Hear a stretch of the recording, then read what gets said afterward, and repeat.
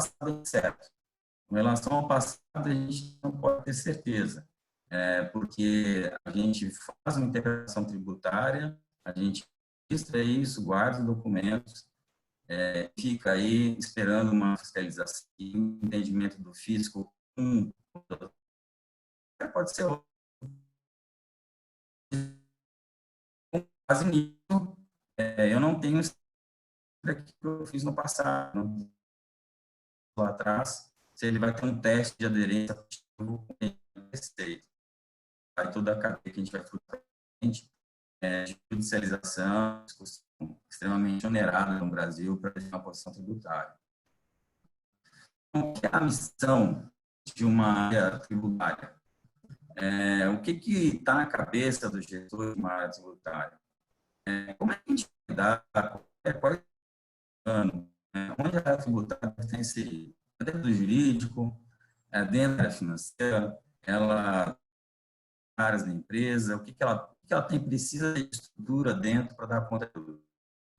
Então, as boas práticas de mercado, vai ver algumas aqui na frente, falam o que você tem que fazer. Uma boa área tributária, ela tem a capacidade de ver na frente, no futuro, ter uma visão de longo prazo.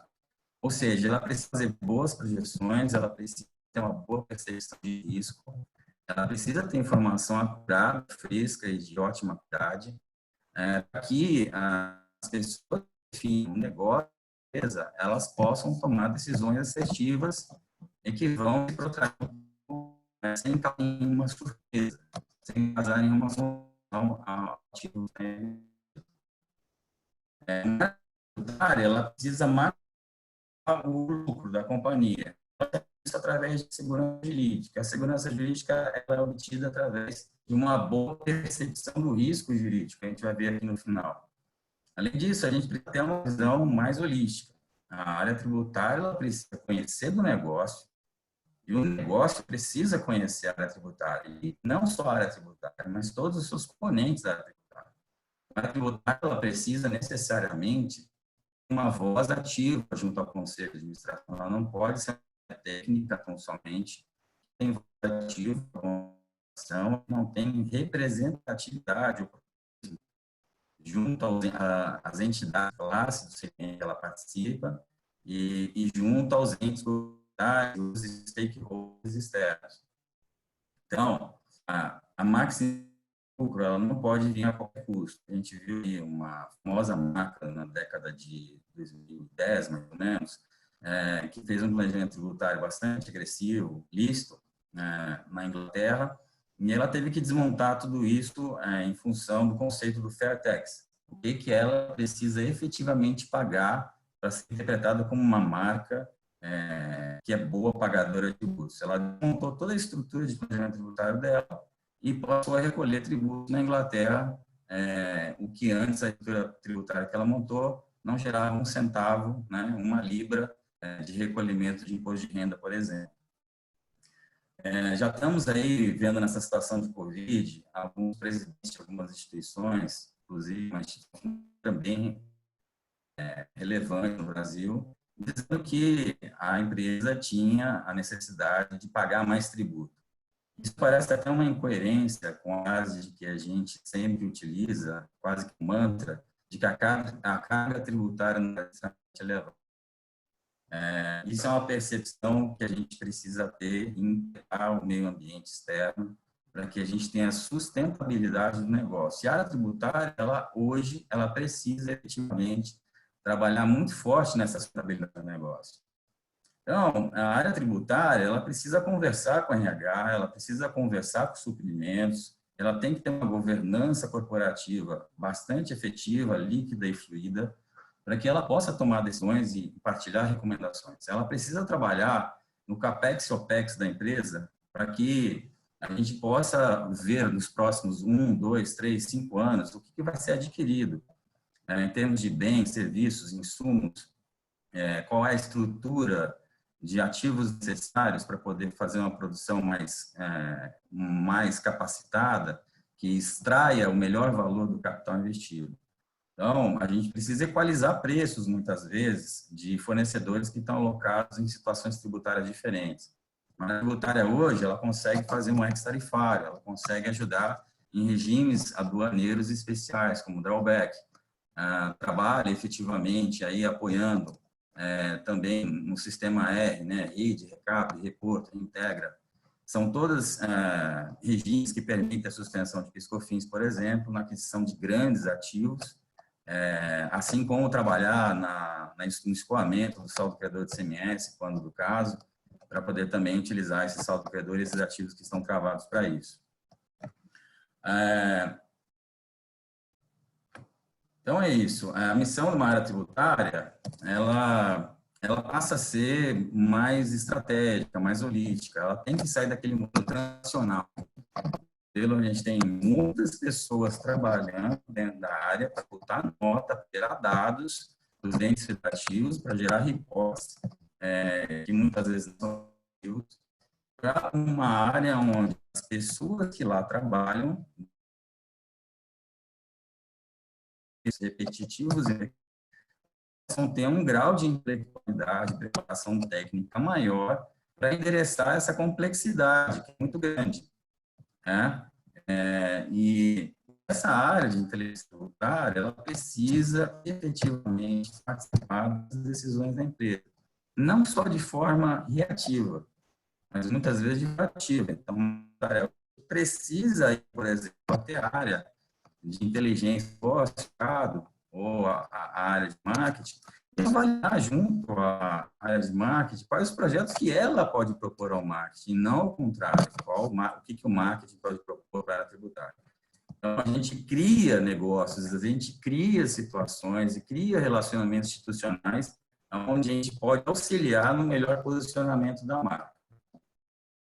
Esse cenário macroeconômico novo que a gente está vivendo, e o antigo também, eles vão criar uma necessidade da área tributária entender o ciclo de vida do tributo. O que eu chamo de ciclo de vida do tributo? Efetivamente, eu acompanhar como área tributária de forma protagonista o processo de formação da legislação, interpretar a norma quando efetivamente for quando vigor no sistema legal, para que a gente possa internalizar a situação por meio de ação financeira, de risco jurídico, de todas as variáveis que lá são necessárias para ter uma boa percepção do risco. Os controles possam ser adequados na medida em gerar boas declarações, boas informações, bom pagamento, uma memória de cálculo para que no futuro, em sendo questionado pelo fisco federal ou pelos outros fiscos, eu possa ter uma boa defesa, e isso a área tributária também vai ajudar, na elaboração da defesa administrativa e, consecutivamente, em muitos casos, a manutenção dessa discussão na esfera judicial. Esse ciclo todo, ele pode levar muito mais de 20 anos. Eu hoje carrego discussões que derivam da década de 90. Então, eu particularmente entendo que uma área tributária de ponta, ela deve contemplar uma área de compliance tributário, onde ela vai cuidar do day by day fiscal, onde ela vai poder cuidar de todas as obrigações principais e acessórias. Recomendo que isso não seja segregado entre fiscal e contabilidade, que isso fique em uma única área, para que os tributos diretos e indiretos sejam tratados de forma sistêmica. Que o jurídico tributário fique dentro dessa área tributária. Não importa se ela vai estar dentro do financeiro do jurídico, mas que toda essa estrutura seja unificada, permitindo, assim, uma maior sinergia entre os profissionais, permitindo, assim, com que esses profissionais possam efetivamente colaborar com o negócio e vice-versa. Que também a avaliação de risco jurídico seja feito dentro dessa área, assim como planejamentos tributários estratégicos e planejamentos tributários do dia a dia também possam ser realizados dentro dessa mesma área.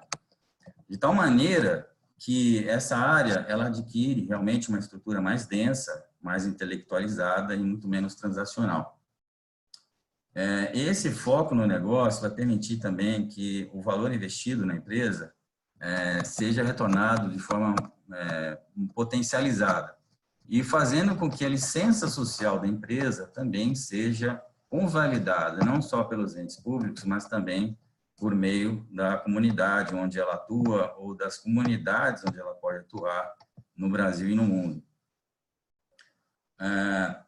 O que agora eu gostaria de migrar para uma parte efetiva, se não tiver nenhuma dúvida aí, pessoal, Tiago, Laura, se vocês quiserem colocar algum ponto. Andrew, acho que você tocou em pontos muito importantes do contexto realmente de um planejamento tributário como um todo, e acho que é muito necessário agora você entrar realmente nesses detalhes, porque eu acho que aí as pessoas vão trazer mais temas da realidade, né? Eu acredito que vão ser as próximas tratativas que você vai trazer para a gente. Ok. Então, uma área tributária, como eu disse, ela deve abarcar uma área de excelência tributária que quer ser estratégica, ela deve ser um centro de lucro. Uma boa meta é ela se pagar diversas vezes o seu custo, para que ela demonstre para a empresa que ela não é só uma área de geração de despesa ou de notícia ruim. Hoje, infelizmente, as áreas fiscais elas têm uma peste, uma fama, uma reputação de serem aqueles caras que só geram dor de cabeça, entravam nos negócios ou até mesmo notícias ruins, porque muitas vezes são surpreendidas por divergências de interpretação do fisco e aquele negócio que trouxe um caixa muito bom, na verdade, não trouxe esse caixa muito bom.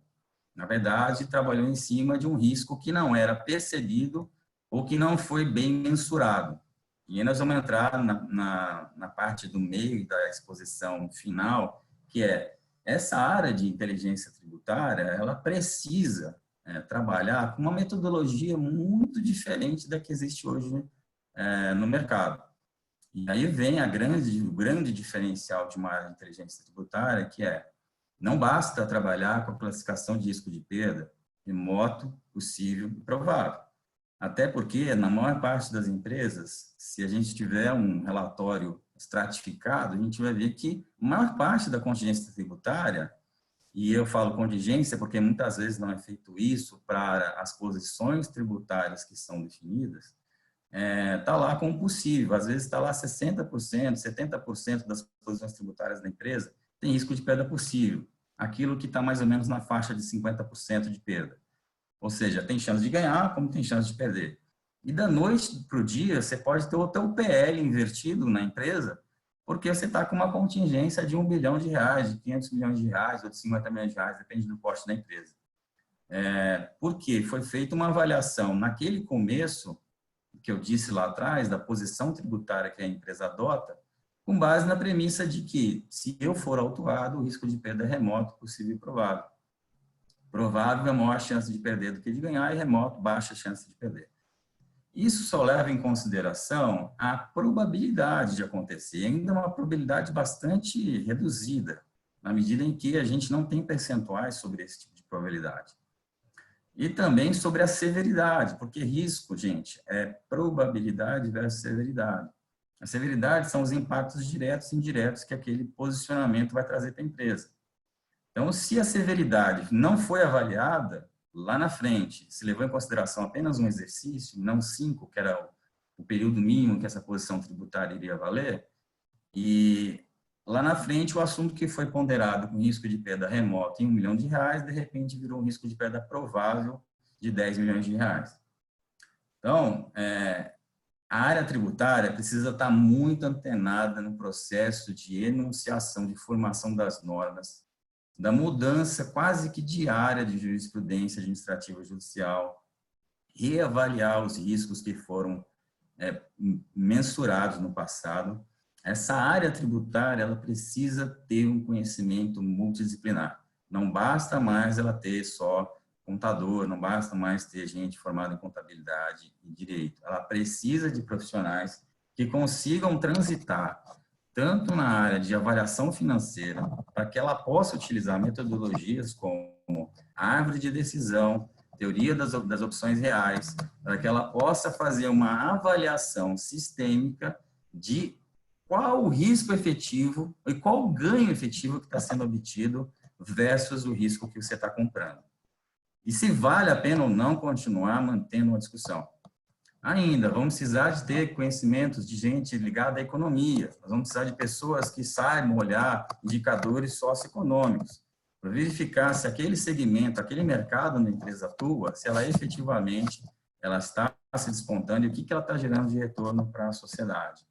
Precisamos também de pessoas que saibam que tenham capacidade, skills, de habilidade com relacionamento governamental, que possam fazer uma representação da empresa junto a entidades de classe, por exemplo, o CNI, por exemplo, aí a Confederação Nacional de Agroindústria, e por aí vai. Né? Estamos falando aí também na mineração do IBRAM, por exemplo, né? Que é o Instituto Brasileiro de Mineração, os sindicatos de Sindiestra e Sinferbase, por exemplo. Então, esse grupo de profissionais organizado em forma de uma estrutura robusta, que tem aí um head, que tem a voz ativa no conselho, ela vai ser capaz de unificar todos esses conhecimentos de automação, de inteligência, de machine learning, de robotização, para que esses profissionais cuidem mais efetivamente, maior parte do seu tempo, das operações que efetivamente vão gerar resultado. Se você tem lá um analista que está cuidando de obrigações tributárias do dia a dia, e ele também tem que fazer uma avaliação se determinada aquisição vai gerar ágil, não vai gerar ágil, e se isso vai trazer qualquer tipo de vantagem tributária, ele vai dar preferência para entregar as obrigações tributárias, ele vai dar preferência para atender uma fiscalização. Então, você precisa ter times segregados, times esses que possam efetivamente trabalhar cada um no seu foco, e que esses times também possam conversar entre eles e trabalhar em conjunto, porque isso é um modelo que se retroalimenta. É essencial também que essa área possua a figura de um tax planner, uma pessoa que tem formação em contabilidade, que saiba transitar bem no direito e que consiga trazer uma espécie de um líbero para poder transitar entre contabilidade, fiscal, suprimentos, e possa unificar os entendimentos e as visões numa avaliação mais acurada, mais precisa sobre a realidade. Também é importante que haja uma decisão colegiada, que respeitando níveis de alçada, para que a gente evite aí que determinados riscos sejam assumidos por quem não tem alçada ou não tem autonomia para fazer isso. A governança também é fundamental, é preciso que a gente tenha um fluxo de governança que consiga alinhar todos os efetivos interesses de todas as partes envolvidas para que diferentes acionistas, diferentes grupos, diferentes diretorias possam convergir na melhor decisão. Voltando para a questão do risco, como eu disse lá atrás, a gente não consegue trabalhar com uma metodologia estanque de possível, remoto e provável tão somente. Isso é importante para demonstrações financeiras, isso é importante para que a gente faça ali o controle das contingências, mas eu preciso ter um controle gerencial melhor para poder classificar cada tipo de posição tributária que eu adoto. Veja que eu falo posição tributária, não necessariamente o passivo, e sim uma posição tributária que pode vir a ser questionada pelo fisco, e eu sei o quanto pode vir a ser questionado, ainda que eu tenha razão, eu vou ter que depender de uma decisão de alguém que tem a caneta, alguém que vai garantir que aquela minha opinião, efetivamente, ela é uma opinião sólida. Então, o modelo de risco, perda possível, ele só controla a probabilidade, como eu disse, não a consequência, não a severidade, não o risco em si. Só controla os passivos tributários, ela não controla as posições tributárias, seja para o passado ou seja de forma prospectiva, para o futuro. Como eu disse, um determinado planejamento pode ser muito, não tão severa a consequência dele no primeiro momento, mas passados anos, sempre fiz assim, e esse risco não foi avaliado no decorrer do tempo, o valor dele também não foi precificado da forma adequada. Essa escala também de só 3 classificações, ela tem uma baixa precisão. Ela gera dificuldade para classificar e diferenciar itens que realmente têm uma criticidade maior. E ainda, se a gente conseguir trazer uma outra escala que diminua a subjetividade na análise, com critérios mais objetivos, a gente também pode tomar decisões mais assertivas que vão garantir tudo isso que uma área tributária moderna, estratégica, precisa dar conta de resolver. Então, um exemplo aqui de algo que a gente criou, que pode ser feito de outras formas, Nós dividimos a probabilidade em muito baixa, baixa, média, alta e muito alta. E a consequência a gente estabeleceu entre desprezível, pequena, média, maior e extrema. Esse modelo, além de trabalhar com consequências diferentes, ele vai levar em consideração cada escala da probabilidade, de forma que eu consiga dizer que determinado risco que é baixo de acontecer substancial, ele pode trazer uma consequência extrema para a empresa. Não é só porque ele é um risco baixo de acontecer que ele não pode acontecer. Ele pode acontecer, qual seria a severidade dele, substancial, manchando não só a questão financeira, mas também trazendo marcas muitas irrecuperáveis da marca. O posicionamento que a empresa tem junto a entidades representativas, junto a governos e junto à comunidade em si, perdendo assim muitas vezes posicionamento. A gente está vendo isso muito agora no vídeo, diversas pressões sobre núcleos em China, sobre questões de mesma utilização infantil, de escravo, diversas marcas agredidas, e tem que ser uma linha de defesa para que as coisas também aconteçam. Um pouco mais essa questão de risco, da análise de risco jurídico, precisa então dissecar o tema, entender que ajuda ter uma opinião de preferência independente, no acho que ele é relevante, ele vai causar um impacto severo na empresa, avalie direto, mas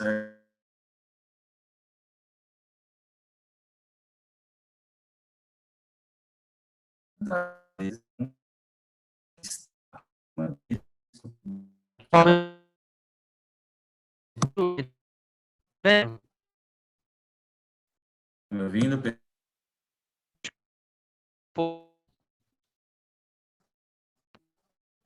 Uma paradinha só, rapidinho.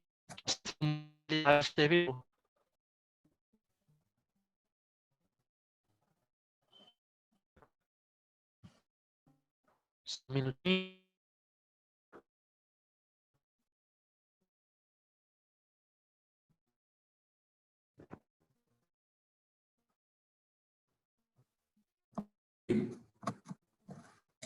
Não. Então,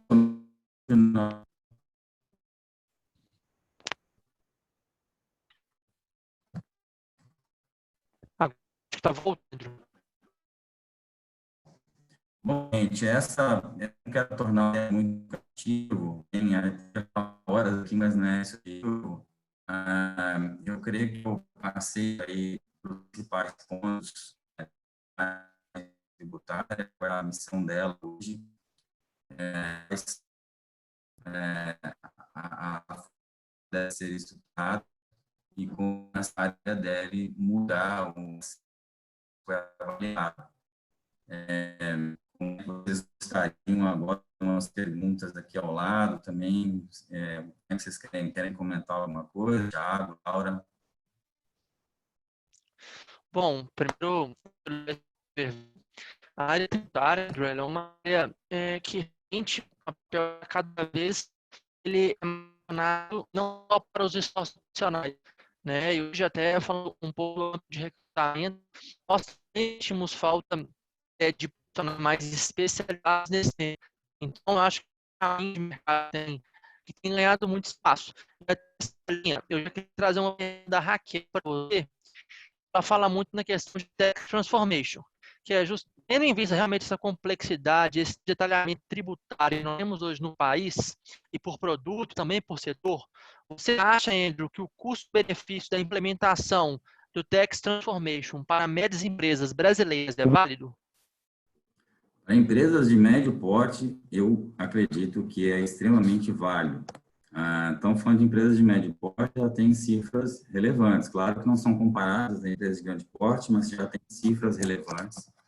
O custo de uma área tributária numa empresa de médio porte pode sim ser mais do que pago e pode suplantar isso, pode gerar lucro e ainda pode fazer com que a empresa aumente a sua competitividade. Então, eu diria que é um investimento que deve ser feito, sim, sob pena de não se fazer ele, da empresa talvez fechar a tua porta. Perfeito, perfeito. E realmente isso mostra que a área tributária tem espaço em todo tipo de empresa. Basta adequar o contexto de cada uma delas para realmente conseguir aproveitar os melhores formatos da área. Eu tenho mais uma pergunta para você, Andrew, e essa é mais voltada para a parte entre o fiscal e os suprimentos.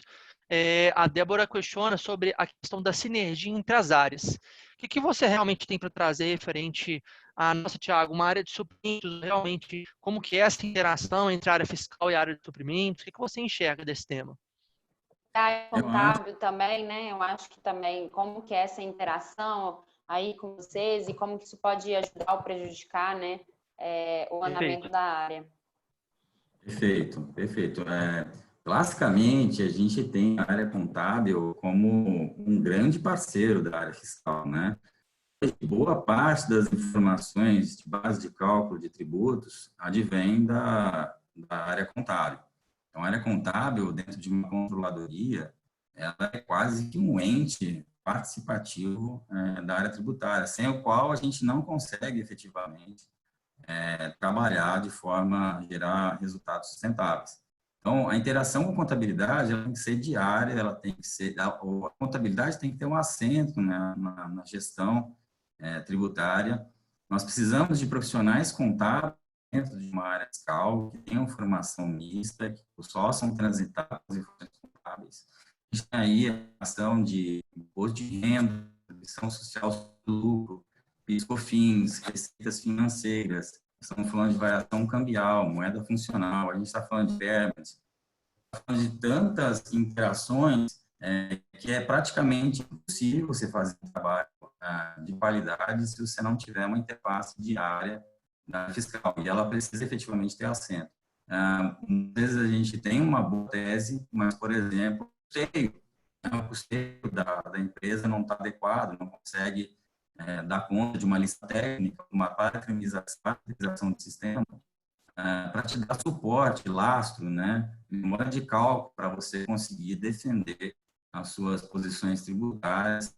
E muitas vezes o planejamento tributário faz sentido, né, mas se ele não tiver com ser operacionalizado contabilmente, lá na frente a forma pode prejudicar a substância numa fiscalização. A depender da contabilização, isso pode agilizar o seu posicionamento tributário. Determinada questão é dedutível e é lançada na conta que aparentemente não traz qualquer dedutibilidade, você fragiliza o seu posicionamento de dedutibilidade. Com relação a suprimentos, a interação ainda é mais forte, porque é uma da supply chain, é uma das áreas que a área tributária de ponta mais precisa ter interface. Por quê? Suprimentos é quem vai programar, quem vai efetivamente fazer a primeira abertura de requisição de compra. É ela que vai endereçar todo o processo de compra. Então, já no momento de abertura do processo de compra, o ideal é que se tenha feito, se a aquisição ela é material relevante, que se tenha feito uma análise tributária prévia, na medida que essa análise tributária prévia vai poder verificar se, com quem a área de suprimentos está cotando, se existe uma forma de equalizar preços tirando as variáveis tributárias. Ou até mesmo se vale a pena comprar em determinado país ou não, se vale a pena trazer determinado insumo via regime aduaneiro especial, ou se vale a pena tentar um ex-tarifário, ou se comprar uma máquina usada, qual é o procedimento para isso. Então, a área de suprimentos é quem, na prática, acaba encabeçando toda a parte de CAPEX e OPEX. Toda a parte de todos os insumos, todos os ativos, todas as questões tributárias relevantes da empresa passam por suprimentos. E a chave para ter sucesso é abrir, no momento da abertura da requisição de compra, você já ter feito uma análise tributária que possa ser difundida para o momento em que abre a requisição de compra, até que o momento que chega no fornecedor, e o fornecedor vai emitir o contrato ou até mesmo uma nota fiscal. Até mesmo no contrato, e eles estão entrando em jurídicos suprimentos, deve ter uma avaliação da área tributária sobre as cláusulas que referem a tributos ou sobre a transação em si, porque a forma como o contrato dispõe também pode trazer fragilidade a forma como você vai contabilizar e tributar aquela operação econômica. Além disso, além do CAPEX, OPEX, a área de suprimentos tem que estar absolutamente em linha com a área fiscal, para que a gente consiga, no momento da entrada dos insumos, das mercadorias, do ativo mobilizado, dos equipamentos, da instalação, a gente verificar a nota fiscal. Se essa nota fiscal está adequada com os IVAs, com os creditamentos que o sistema impõe, se aquela nota fiscal está trazendo em quilo, em balde, em litro, na forma como eu comprei, se não está trazendo divergência sobre o que eu contei, sobre o que eu comprei, para que o recebimento físico, Amigo e Amiro, na SAP, elas possam bater. Aquilo que eu pedi é aquilo que eu estou recebendo fisicamente. Essa área de recebimento deve estar integrado também com uma análise fiscal. Então, não existe hoje uma área de inteligência tributária que não trabalha com suprimentos 4.0, que você não tem efetivamente um processo eletrônico de inbound, de receber os arquivos magnéticos das notas fiscais já dentro do seu sistema, evitando assim o input manual, evitando assim a capacidade de errar e você tendo coerência sobre todas as informações que você está dando entrada na empresa. Sobre aquilo que você comprou, exatamente o que você adquiriu e exatamente aquilo que está sendo lançado. Legal. Obrigada, Andrew. Você já, até uma curiosidade, você já tem todos esses processos automatizados aí na Samarco? Já temos boa parte deles automatizados e a gente está migrando agora no ano que vem para uma automatização de serviços e outras aquisições. A parte de insumos a gente está bem avançado num processo que chama inbound, que eu falei agora, né? Uhum. Recebe o arquivo magnético, já é feito o lançamento automático no sistema. Isso permite que os profissionais da área tributária possam investir mais tempo em questões mais relevantes, em questões que vão trazer um ganho ainda maior para a empresa.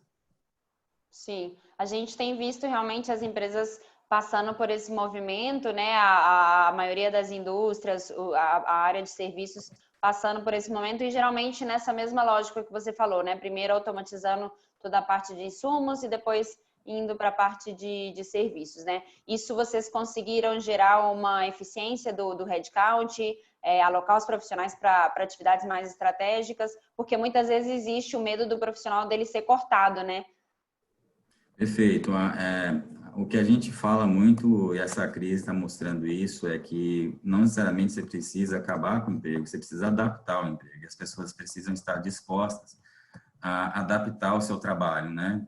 Eu fiquei sabendo de uma pizzaria em Chicago que ela não está mais produzindo pizza por hora, porque ela vendia por fatia, e ela está fazendo deformação de plástico para proteção facial para profissionais da área de saúde. Então, os empregados que antes assavam pizza, agora estão assando plástico. Numa analogia, os empregados que antes faziam input de nota fiscal e lançamentos manuais, agora estão cuidando de parametrização do sistema, agora estão cuidando de aquisições, estão olhando retenções de tributos, estão conseguindo ter um maior tempo para discutir a interpretação tributária e se capacitar para atuar cada vez numa crescente profissional, aumentando assim a sua formação, inclusive, né? Diversos profissionais da área tributária da empresa hoje já têm formação dupla, e no mínimo uma pós-graduação em direito tributário, ou controladoria de tributos ou gestão financeira. Sim, a gente teve uma pergunta aqui se esse processo que você citou do inbound seria o GRC inbound, esse processo automático de entrada de nota. Sim, em alguns lugares isso é conhecido como GRC inbound. Legal, bacana. E outra pergunta que a gente teve também, Andrew, foi em relação ao compliance fiscal. Se você acredita que o melhor formato para garantir o compliance fiscal seria realmente centralizar toda a área fiscal na mesma estrutura. Você acredita que esse é o melhor formato, que funciona melhor? Não é só uma crença, mas é uma constatação. Eu trabalho na área tributária há 25 anos, eu já trabalhei com todos os tipos de formato de área fiscal, integrado, não integrado, dividido entre jurídico, contabilidade, dividido entre jurídico, contabilidade fiscal, e as estruturas mais estranhas que eu já vi na vida, inclusive reportando para diretor de recursos humanos. Então, um trabalho que foi feito com os colegas meus, que nós fizemos mais ou menos em 2016, a gente comparou grandes empresas do segmento e de outros segmentos de grande porte, e a gente viu que 75% das empresas de sucesso estavam adotando o modelo da integralidade, onde você tem o compliance fiscal na mesma estrutura que tem orientação tributária, onde você tem estabelecimento de diretrizes tributárias, na mesma estrutura em que é feita a avaliação de planejamento tributário, na mesma estrutura em que é feita a avaliação do contencioso administrativo e judicial, e isso tudo integrado com risco tributário e reportando para uma mesma gestão, para a mesma diretoria, para o mesmo gerente geral. Essas empresas efetivamente conseguem trabalhar o ciclo de vida inteiro do tributo. Porque senão fica uma guerra de elástico, a gente perde eficiência, a gente não consegue trazer um bom resultado, a gente tem áreas com orçamentos diferentes, custeios diferentes, os projetos são engavetados, porque muitas vezes, como eu disse, a priorização se dá em conta das obrigações fiscais e não em função dos projetos que podem trazer uma modificação de cultura e de mudança nas áreas.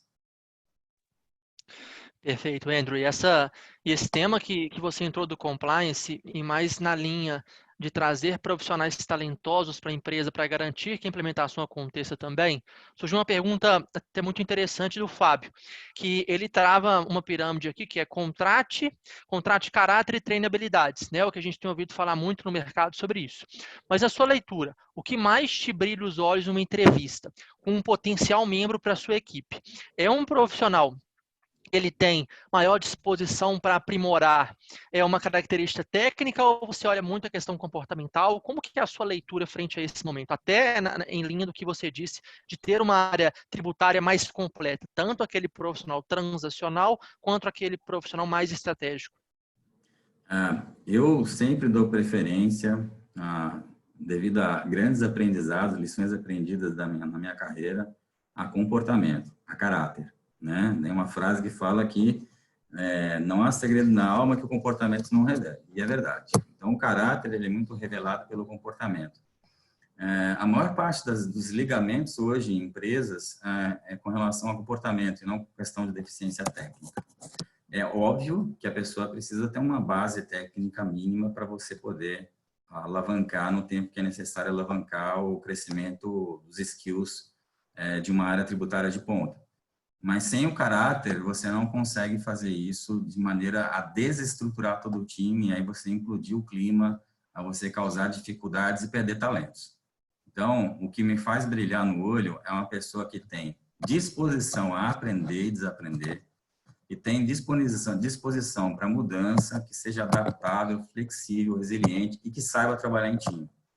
Se ele tiver essas características, e o caráter, que para mim é indispensável, a gente com certeza vai transformar essa pessoa num profissional tributário de ponta.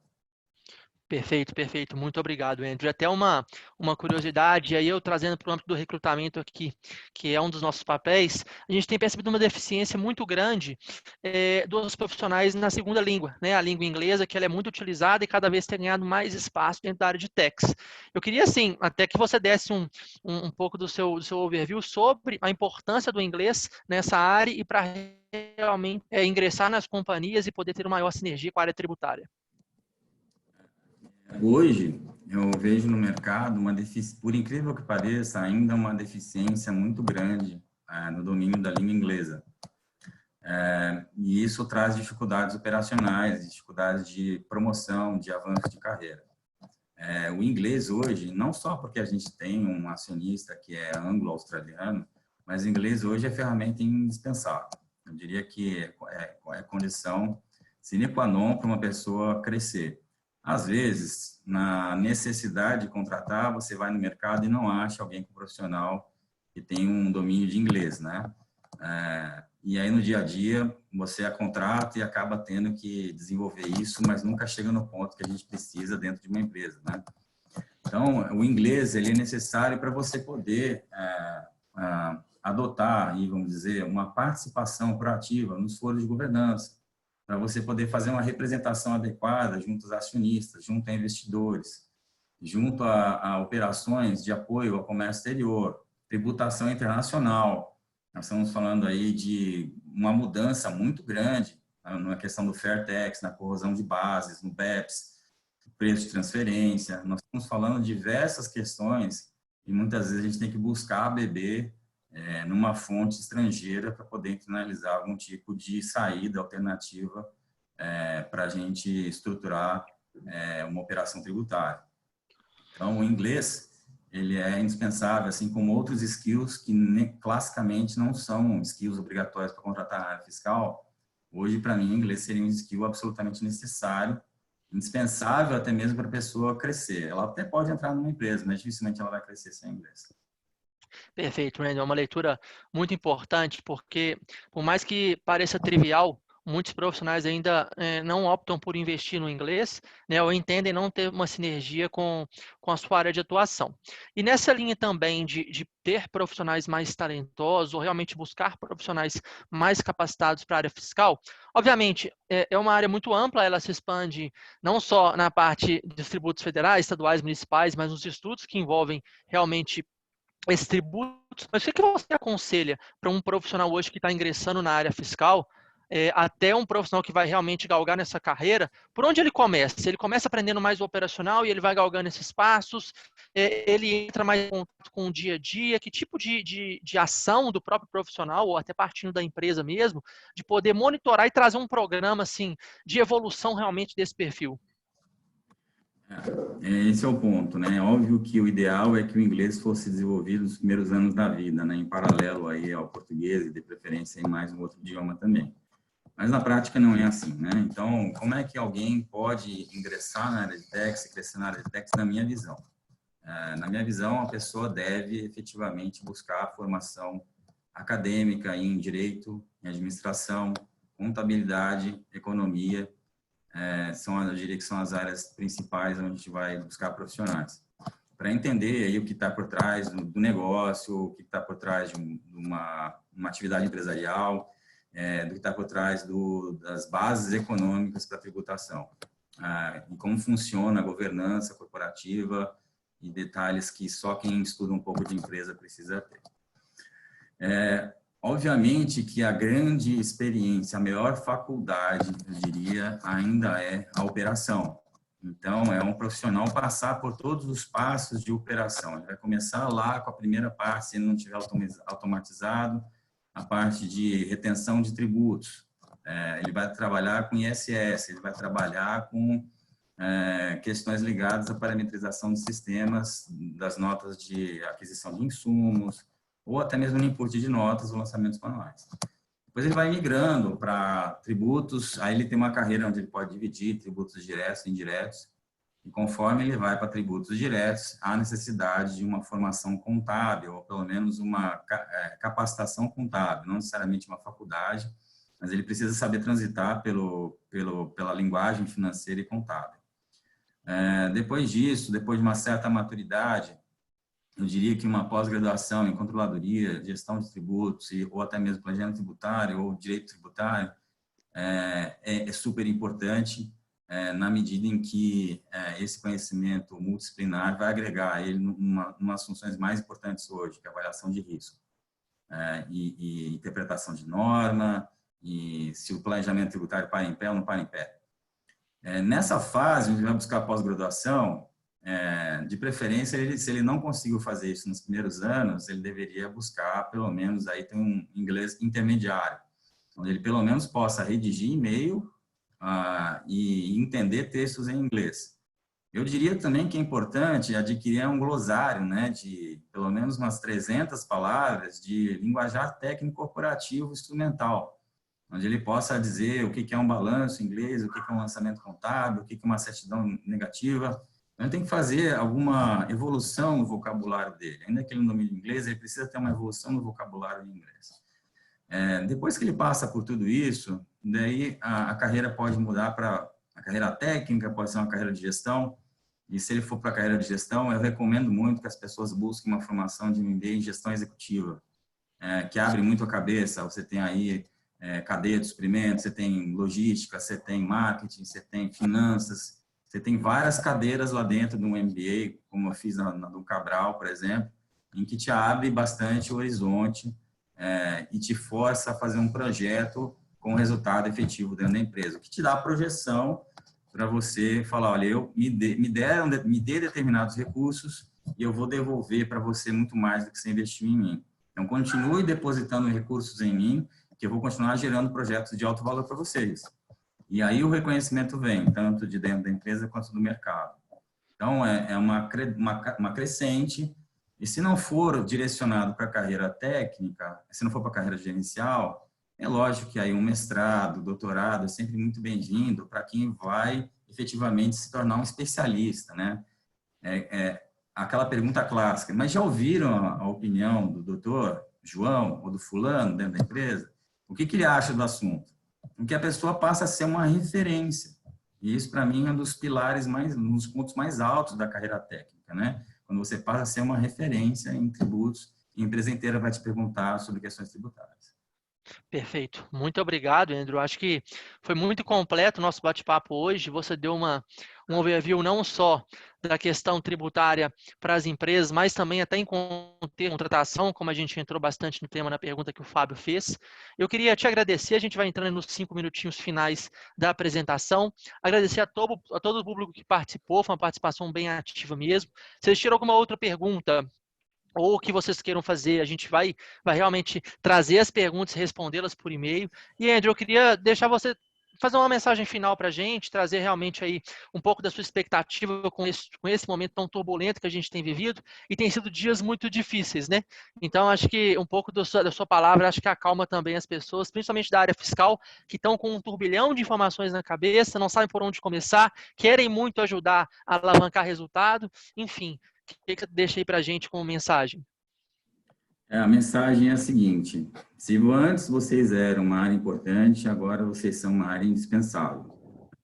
Nesse momento de baixa liquidez, nesse momento de dificuldade econômica, onde as empresas estão precisando ter uma inovação elevada, se adaptar a negócios online e outras atividades que possam suprir a diminuição da receita ou até mesmo a supressão da receita, vocês são indispensáveis para causar conformidade, sustentabilidade e muitas vezes viabilizar negócios.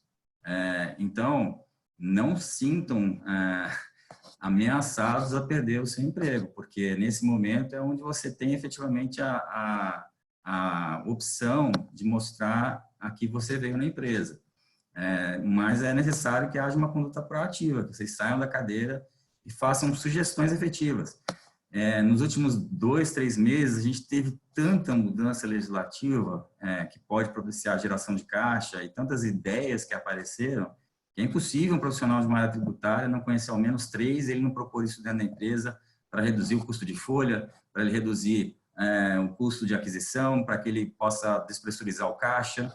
Nesse momento de tão baixa liquidez e que as empresas estão destruindo o valor muito rápido, eu diria que até mesmo numa situação de uma empresa vai passar por uma infelicidade, de uma recuperação judicial ou até mesmo de uma falência, o profissional da área tributária é indispensável por anos, porque as contingências tributárias, as questões tributárias vão permanecer mesmo depois da empresa fechada.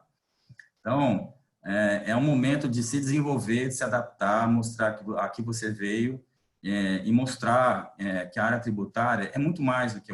não é, na verdade, uma área de geração de despesa, não é uma área que traz mais notícias. Ela tem que trazer informação boa, de qualidade, que fomente o negócio, a perenidade da companhia.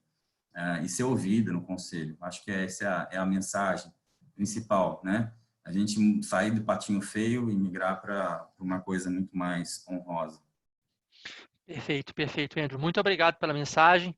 Queria agradecer mais uma vez a sua presença, a presença da Laura com a gente aqui também, a presença de todos vocês que estão no chat. Desculpe, gente, os contratempos com o Zoom, parece que teve uma instabilidade muito grande no servidor, mas excelente. Precisando e tendo mais dúvidas, a gente vai responder todas por e-mail, tá bom? Bom que a gente conseguiu fazer dentro do tempo aqui também. Obrigado, Andrew. Obrigado, pessoal. Obrigada, Valeu. Andrew. Bom dia para vocês. Tchau, tchau. Bom dia. Um abração. Tchau, tchau.